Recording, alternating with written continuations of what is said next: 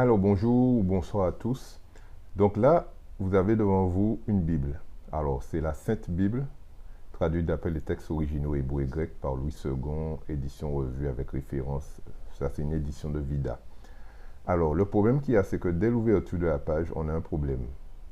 Il faut que vous sachiez en fait, les textes originaux, en fait, de dire que traduite d'après les textes originaux, c'est faux. Il serait mieux de dire traduit d'après les copies des textes originaux, parce qu'on n'a pas les originaux de la Bible.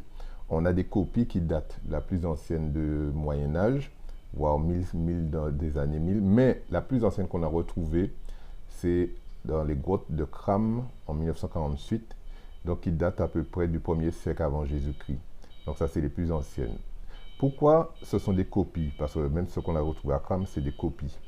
Pourquoi ce sont des copies? Parce que comme les scribes écrivaient sur du parchemin, et le parchemin avec le temps, ça s'abîmait.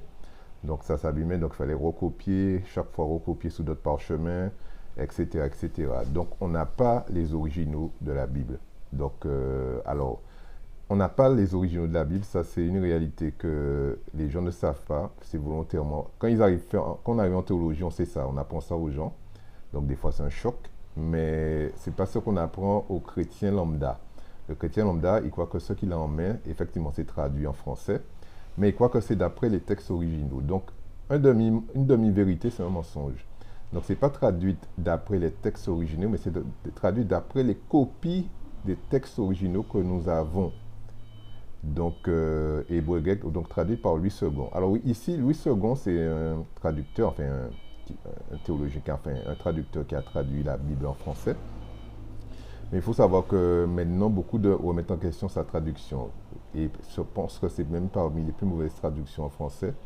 Et c'est une traduction qui est répandue dans le monde francophone, hein, surtout le monde protestant, mais dans tout le monde francophone. Mais c'est pour ça qu'ils ont fait même une édition révisée de la Louis II, parce qu'il a fait des traductions vraiment avec beaucoup de malhonnêteté. Donc voilà, il faut que vous sachiez ça dès le départ. Dès que vous ouvrez une Bible, on vous met ça, vous savez déjà qu'il y a déjà un problème. Le problème, c'est la suite. Donc déjà, si dès le départ, on n'est pas d'accord, si dès le départ, on ment, donc que va donner la suite? Donc c'est pour vous interroger, parce qu'on vous dit ça tous, on vous dit ça, mais on ne vous dit pas tout. Moi, j'ai appris ça parce que j'ai fait un peu de théologie. Et ça m'avait choqué. Et tous ceux qui étaient présents dans ce cours étaient choqués parce que tous, on pensait que c'était vraiment la traduction des textes originaux. Non, ce sont la traduction des copies.